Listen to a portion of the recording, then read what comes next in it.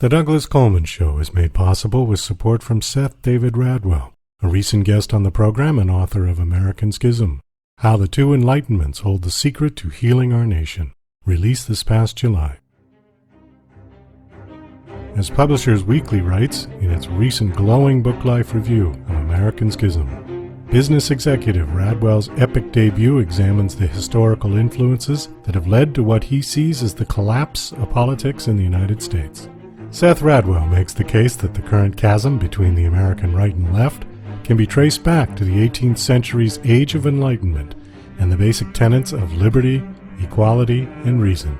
American Schism provides a historical perspective that can help us fight today's unreason with reason and bridge current-day divides. American Schism by Seth David Radwell is available at Amazon, Barnes & Noble, and wherever books are sold. For more information, go to AmericanSchismBook.com. It's time for the Douglas Coleman Show.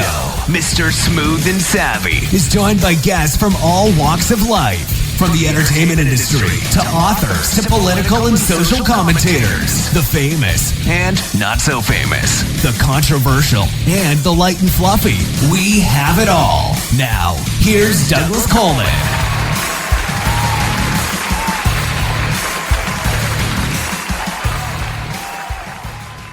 Okay, please welcome to the Douglas Coleman Show, Roberta E. Bassin. Hi, Roberta. How are you?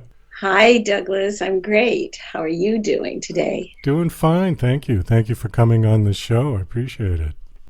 It's funny. I'm looking at your bio now. I just watched J. Edgar like 3 days ago. Well, that's great. And yeah. I had no idea that you were in it. So I looked you up on IMDb, and you played FDR's secretary who said, "The president will see you now," right? And yes, yeah. That was right. It was very fun. It was a very fun, interesting experience because I got to meet the icon of directors, Mr. Clint Eastwood. Yeah. Wow, also Leonardo DiCaprio. And so believe me, I was not disappointed. Everything that people can imagine in the positive sense came to play. When I arrived on the set, every person that worked for Clint Eastwood independently shared with me that it was the best set and best experiences they've ever had. Wow, that's great. Yeah, it was, and it proved to be true because everything right down to above the line and below the line for your viewers. In other words, the actors and the grips and the transportation people. I mean, I just would hear that from everybody, and so it was really amazing to meet them and experience that. It was a lot of fun too. Well, it's nice to hear good stories about very famous people in Hollywood, because oftentimes you don't. And oftentimes you hear either some kind of scandalous things, or you hear that they're just impossible to work with, the sort of prima donna types. But when you hear nice things about somebody, particularly like you said, from all levels of the production, then it really is encouraging, that there are some genuinely decent people out there to work with in Hollywood, When I was thinking about my career, I was thinking back, and I always found that the higher up people were, the more successful they were, the nicer they were. And I found that has been consistent throughout. I've been a working actor for 30 years, and I've always found that to be true. The more successful the individual is, the kinder they are, has been my experience. The most generous they are. They're extremely generous.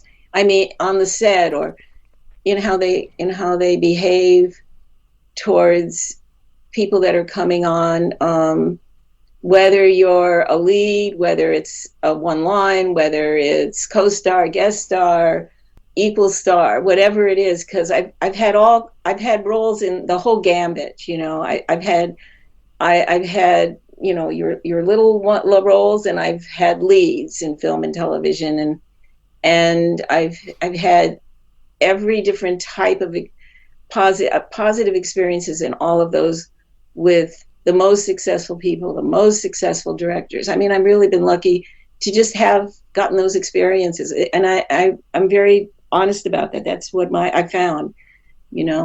I found community theater was much tougher. Well, that's very interesting because I've heard the same reference used towards the Army and the military generally.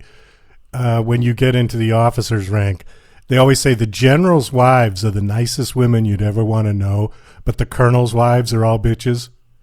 And I said, well, why is that? And they said, because she's not the general's wife.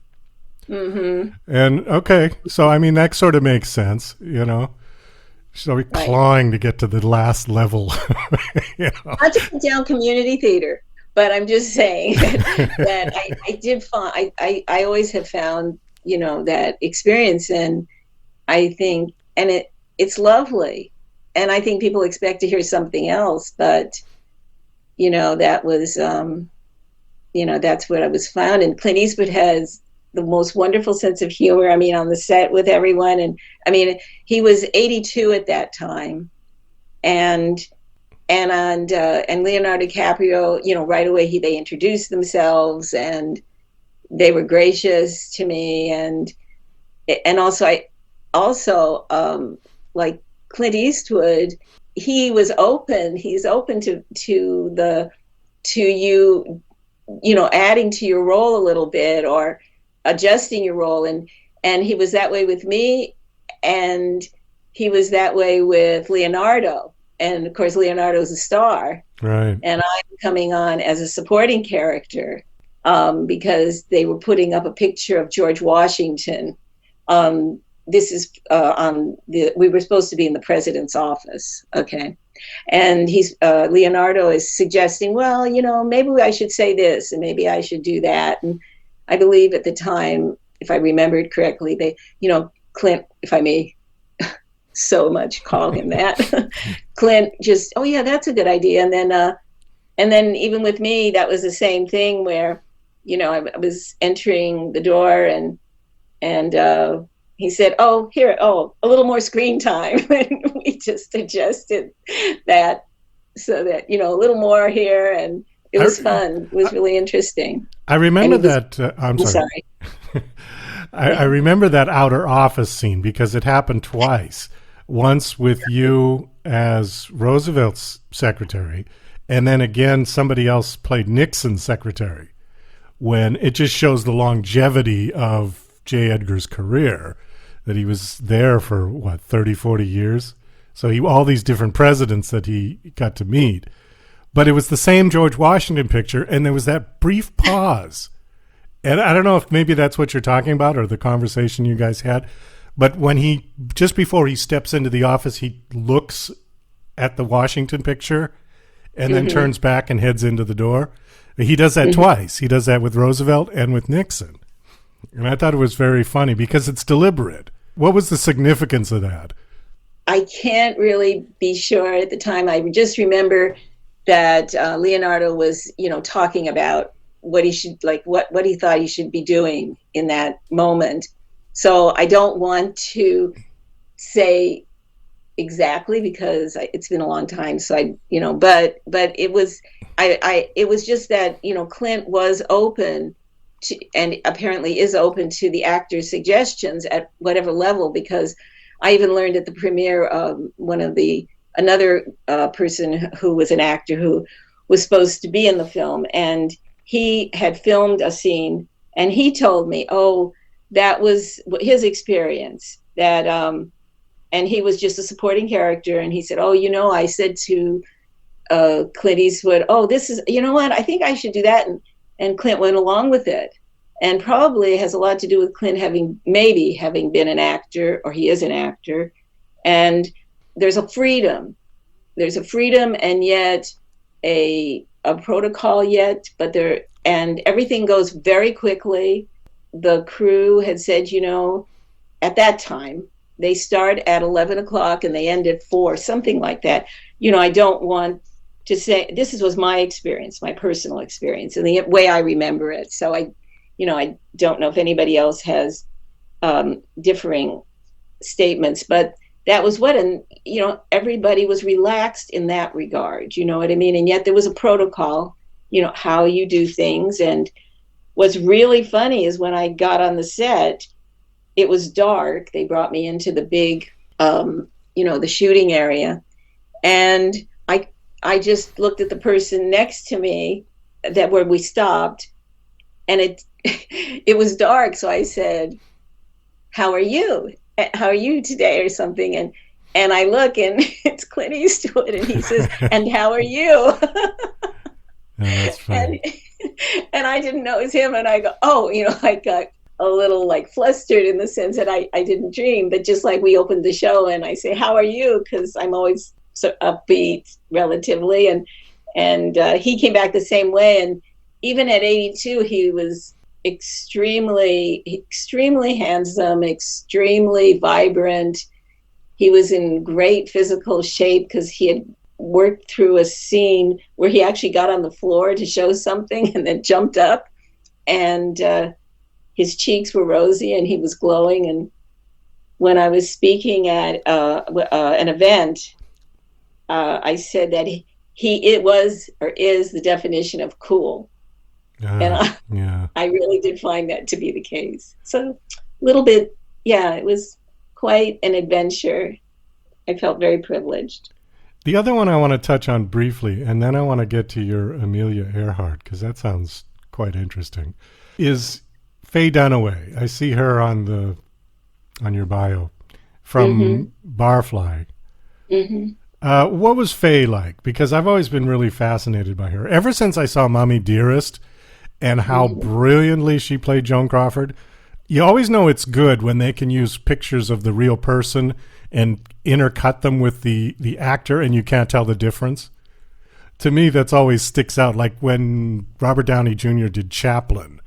I mean, he looked so much like Charlie that they could use real footage and they didn't have to create, faux footage, if you will. And Faye's Joan Crawford was just that good. What was she like? See, she was just wonderful. I mean, she literally embraced me and took care of me on the set. And I think people are surprised when I tell them that, because that was my very first film. As my son said, and he was a little boy, he said, you started at the top and now you have to fill in all the spaces. Sometimes that happens. Yeah. Start at the top, work your way down. Fortunate. Yeah. And it was a lead opposite Mickey Rourke and Faye Dunaway, and the definition of my character was worse than death.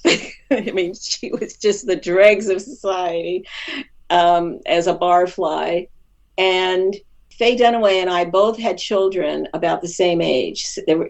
Her child was 7, and I likewise had a little boy at the same age. And I remember she just put her arm around me, and we were walking outside of the set. And the set was a real set. When I say real set, we actually filmed it in Culver City. I think it's still there. There's a triangle of land, if anybody out there has been to Culver City, where a very, very old, tall hotel is.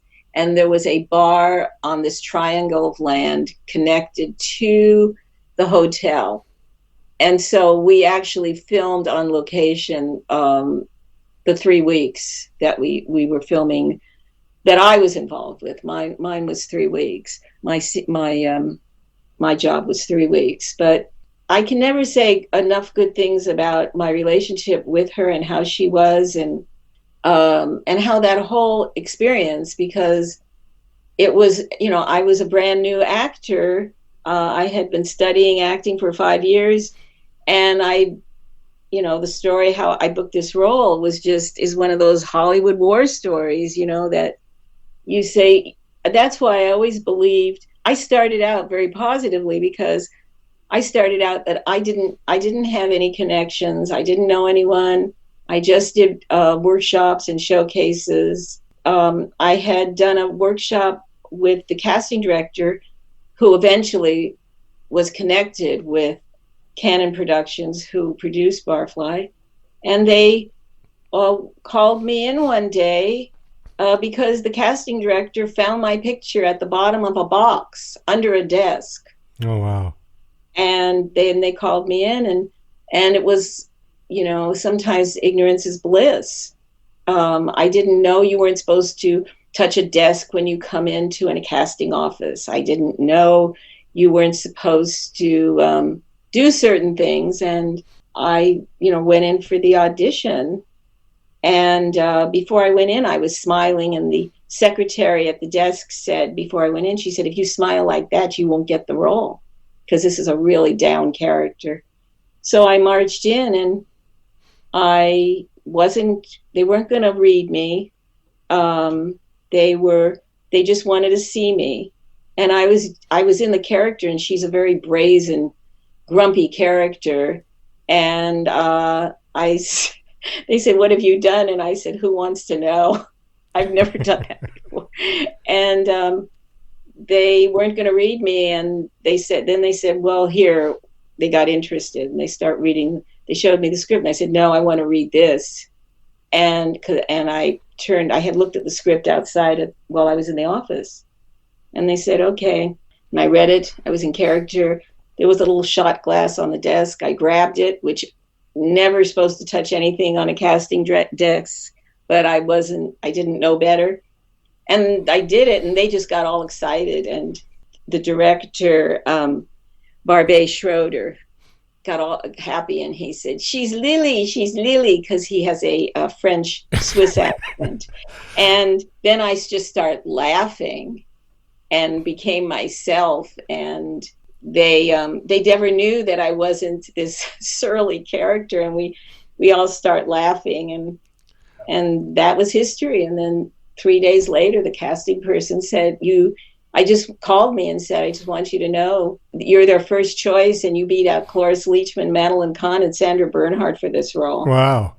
Yeah, Wow. it's just like my war story. So I digressed. But. Well, is that something that you would recommend for somebody to do, to go into an audition already in character? Because I've never heard of anybody doing that. Oh, really? Yeah. It's very inconsistent, because since my career started that way, I used to go in character, and then sometimes it was the right thing if you got the job, and sometimes it wasn't. Sometimes they weren't happy with that, and they didn't want that. And you could put people off if you did that with somebody who wasn't ready for that. Yeah, no, it depends, like everything. It depends. Everything is luck of the draw, right? You don't know how a person will react to it, or if they find it appealing, and when you go into character, it can be a sweet character or a silly character. There's always discussion in acting about if you're going in with a character who has an accent, do you go in as if that is your natural accent, that is who you are? If you're supposed to be French with a French accent, you go in and say your name, because if you're what they call slating for your viewers, who don't know, that's when you state your name, and you do that. And that is always a discussion among actors and among casting. It's very inconsistent. Sometimes it works positively, and sometimes it is not positive. You don't get the job, and it's happened both ways. That's interesting. Yeah. I want to get to your book. We're kind of running short on time here. Oh, I'm sorry. Your book is called Amelia Earhart, Me and Our Friends Journaling the Journey. And then the subtitle is the Amelia Earhart Self-Help Book. Yes. Real quickly, whatever happened to her? Do we know? The big mystery. Yeah. The cold case. That is a cold case mystery, right? So nobody really knows what happened. Right, because there is no definitive proof of where she went down. And there's a whole slew of theories. The dominant theory, the most accepted theory, that's the theory accepted by her family, is the crash and sink. She was running out of fuel, and we do know she was in 100 miles of Howland Island, which is where she was supposed to land. Which is in the South Pacific somewhere? Yes, and it is about a mile, about a mile and a half wide and 2 miles long. It's 18 inches high. 18 For anybody inches. to find that island Wow. is almost impossible, and to land on it, because you have to hit it. One of the people who was considered to be her navigator, Brad Washburn, had said, if you don't hit Howland, you don't hit nothing. He used to, and nobody has landed on that. People have done flights over it, but they never attempt the landing. And so there's a whole slew of theories, that she was captured by the Japanese, that she came down at another island called Nikamura Island, which is, I believe, in the southeast of Howland. What year was it that she disappeared? 1937. 37. Oh, okay. So that would have been July 2nd, 1937 was when she disappeared. So the Japanese were definitely all around that area at that point. Right. But even they, from the records I've researched, and I've been researching and doing Amelia Earhart. I have a one-woman show that I've been doing for almost 20 years. And so I've been researching her for probably over 25 years. And there is evidence that the Japanese actually were even helping research for her when she went down. And it was the U.S., it was the largest air and sea search ever done for a private aircraft that was ever conducted. Huh. And nothing has ever been found of her demise. So we are just desperately running out of time here, but that's okay. That's all right. Can you give us a 1-minute synopsis of your book? Just what is the book her story, or is it a different take? No, it's really an interactive book with the reader, who we call our friends, and the journalistic. It's a book of journaling. I'm journaling my life and my experiences in relationship to the quotations and story of her life and her experiences.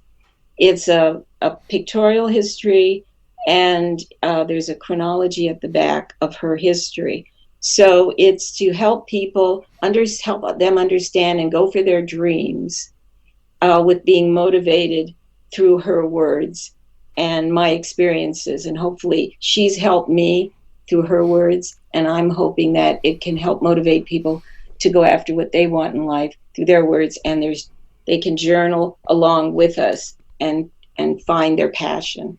Oh, that's interesting. Okay, so self-help, right? The Amelia Earhart self-help book. Okay, great title. Subtitle, that's the subtitle.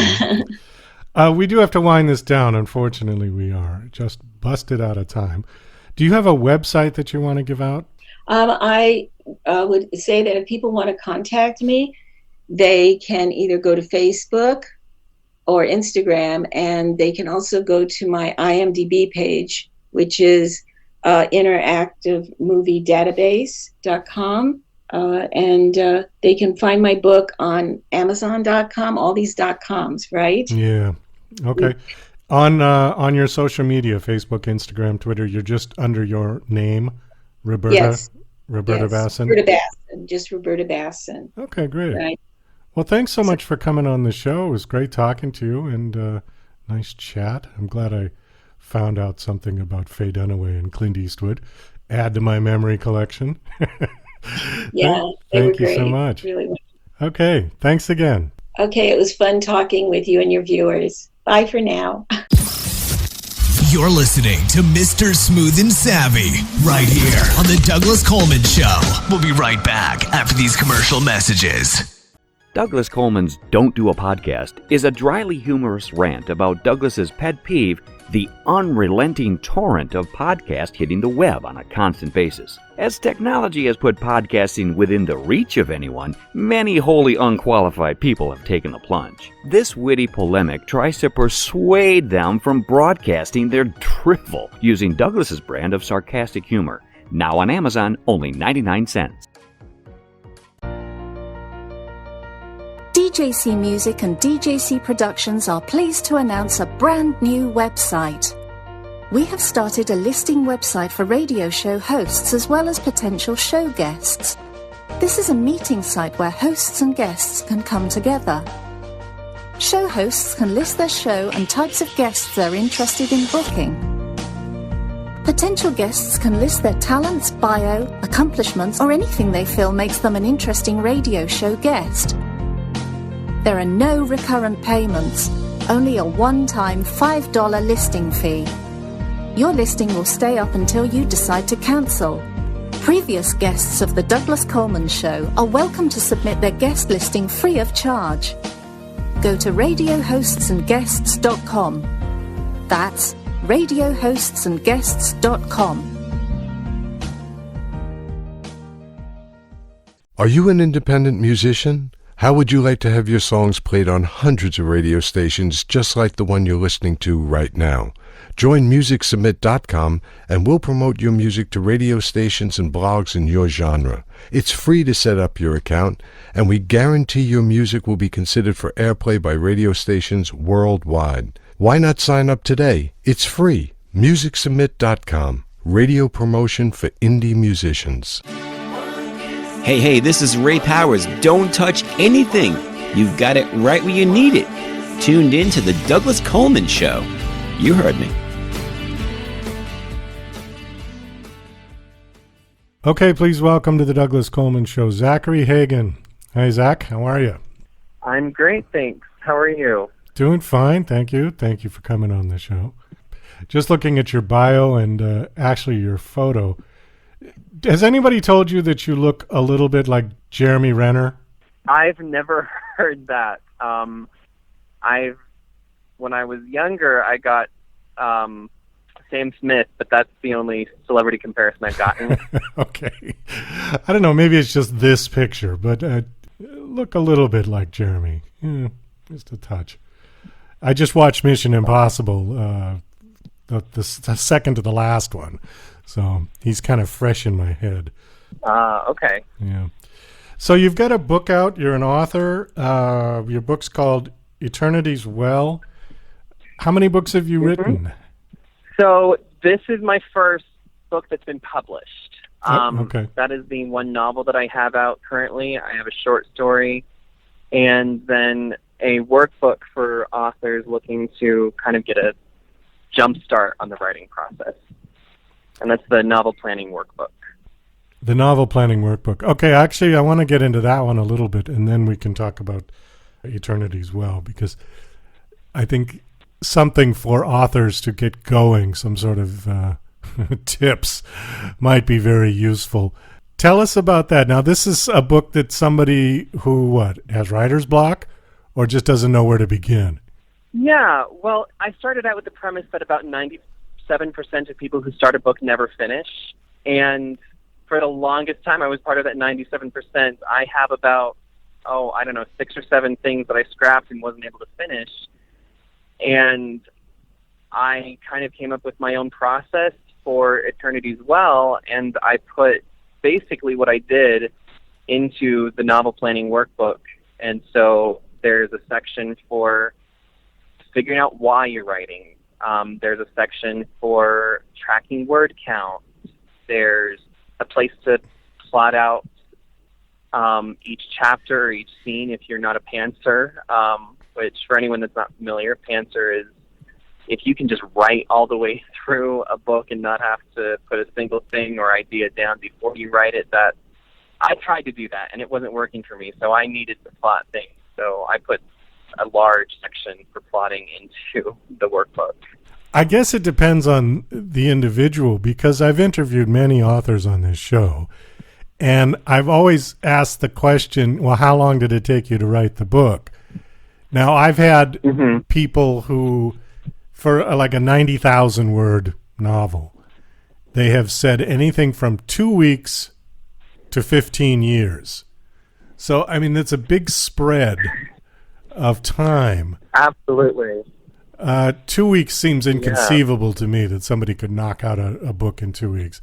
15 years, I'm guessing that they went off and did other things and got back to the book at some point. But, well, what if you get stuck? I mean, what if you write and then you just can't figure out, is it worthwhile to bring somebody else in to sort of help stimulate you? I think that's absolutely worthwhile.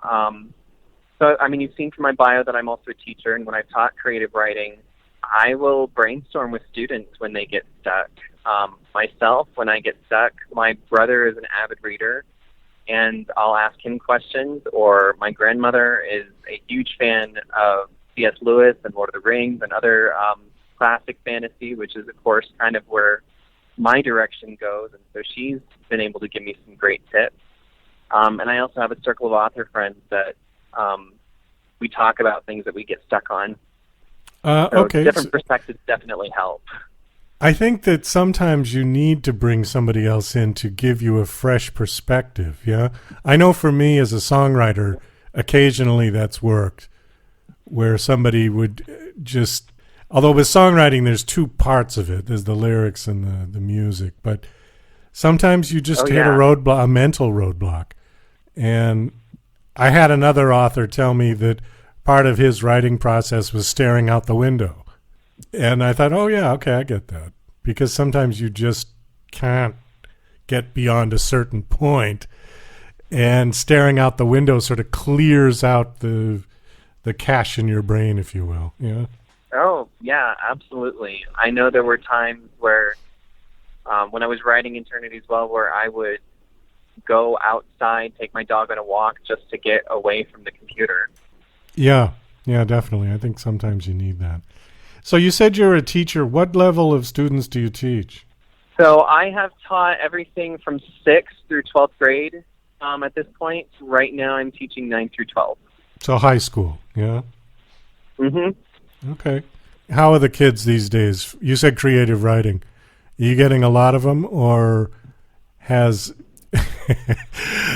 technology stunted their creative process? I think it really depends on the kid. I see some that there's a lot of creativity still there. Some need a little inspiration to get it out. Not everyone is going to be a creative writer, nor should everyone be. But there's different ways to express creativity. I know that I see a lot of these kids that are very talented and creative when they play sports. You wouldn't think that that's a place to see creativity, but it takes a lot of skill and thinking. And but I do really love seeing the ones that are able to write a poem or a short story well. That's always really exciting to me because I can identify with that. Has the technological boom helped or hindered people's creative abilities? Kids are so buried into their phones with social media. I mean, I don't know if that's stimulating their minds or not. Phones are definitely something that I wish I would see less of. Of course, I grew up before it was really a huge thing. I remember the first iPhone and when that became popular. So it was definitely interesting to see how that changed, how kids interact with each other and with parents and teachers. And it does impact, I think, modern literature as well. Yeah, I don't know. I have a mixed feeling about technology. I mean, on one hand, it's great. But on the other hand, it almost can do the thinking for you, where earlier, before we had all of that, you had to figure it out for yourself. And I think there was some reward to that. And not just necessarily with writing, almost with anything. I don't know. I suppose it remains to be seen. Because technology is advancing so quickly, it's advancing faster than human beings can digest it. And we're still in that just after eating Thanksgiving dinner mode, where we haven't really digested everything yet to figure out if that was a good thing or not. Oh, for sure. Yeah. Okay. Well, anyways, let's talk a little bit about your book. Your book's called Eternities. Well, why don't you tell us a little about the book? So Eternities Well is this story about essentially 3 kids, well, young adults really, that meet with this professor. They all have these incredible, profound losses that they've experienced. One of them has seen their brother disappear in a freak magical accident. One loses their father and their best friend during a military coup. And one loses their father and then has to take over their country and is overthrown. And it's this whirlwind adventure where they have to find this magical well with magic water that can provide all the answers, but things aren't exactly what they seem. Okay, what genre does this book fall into? So it's a action adventure fantasy book aimed mostly at about high school to, I'd say, really anyone that enjoys reading YA fiction. Can you give us a comparison to another book that might be similar to it? I would definitely throw in a comparison to maybe Percy Jackson series. There's some similarity, I think, in my style and Rick Riordan. And definitely the style, or not so much the style, but sort of the approach to literature that C.S. Lewis had with his characters. Okay. Oh, that's interesting. How about a film that might be similar? Film? Oh, gosh. If I was going to compare that to a film, I would almost say that perhaps film, I would say maybe even the Lord of the Rings series. Lord of the Rings, okay. All right. Isn't that called... now, the genres have always confused me because there's so many of them. And... oh, for sure. Okay, what is the genre that's called when the story is basically embedded in reality, but there's like little bits of magic or peculiar things that happened? Do you know what I'm talking about? Urban fantasy. Urban fantasy? Yeah, urban fantasy. Okay, where the Lord of the Rings... The name doesn't make sense to me either, but that's what they call it. Okay, because like the Lord of the Rings, basically nothing is grounded in this reality, except perhaps the Earth that they're walking on, right? Well, it's Middle Earth, so it's an entirely different world. Yeah, it's almost science fiction, right? Almost, you could put it in the same realm. In fact, a lot of people do put fantasy and science fiction in the same kind of level. Yeah, it gets so confusing. Are you self-published or do you have a publisher? So, sort of a hybrid situation. I started my own business, and I haven't gotten any other author clients as of yet, but I do have a publishing house that I publish my books through. So I self-published, but it is a publishing house. Oh, I see. Okay. You're sort of like an indie musician with his own record label, you know? Yeah. Okay. Well, that's good. That's probably smart. I think there's pros and cons. In your book, your handbook, Authors Helping, what was it called again? I'm sorry. The Novel Planning Workbook. The Novel Planning Workbook. Do you get into publishing at all? Like, because there are different avenues that people can go. As far as I can tell, there's 3. Yeah. There's the traditional publishing, the big 5 publishing houses. Then there's the hybrid publishers, and then there's self-publishing like Amazon Kindle. And all have good and bad points, I think. Do you get into that at all in your book? I don't, but that's a really great idea. I might end up doing that sort of a novel publishing workbook, because even that in itself is a whole process. To me, I kind of see them as 2 separate processes, because you can write something and never publish it. That's true. Finished it. Yeah. And then publishing is this whole other beast that you have to tackle, and it's sort of this idea, well, where do you start with publishing? Does it start with the editing? Does it start with the actual process of getting the book out there? For me, I would consider it sort of similar to how the Big 5 handle it. So when you send a query letter to anyone in the Big 5, you go through an agent, and then once someone has purchased the book, they start the editing process, they start the cover design process, and marketing. So I would say the publishing kind of starts after that first draft. Well, it's almost, it's two separate sides of the brain, if you will. The creative side is the first step, and then you've got to go and switch to the business side, because the publishing really is just all about the business side of it. But there is absolutely certainly creative elements to marketing. And for sure. Yeah, and I think that the more creative you get with your marketing, the better chance you have of selling more books. And this is kind of a big topic. We could go on forever with this one. And we do have to sort of wind this down. Yeah. Do you have a website you want to give out? So currently my website is still in the process of being built. Because of COVID, I had people kind of crossing processes. But I am on TikTok. Right now, that's my main sort of way of interacting with other people until that website gets finished and the domain is solidified. So I'm Zachary Hagen _ on TikTok, and I have links to my books and my newsletter on there as well. Okay. All right, great. Well, thanks for coming on this show and sharing. It was nice meeting you. And best of luck with your book. I hope it does well.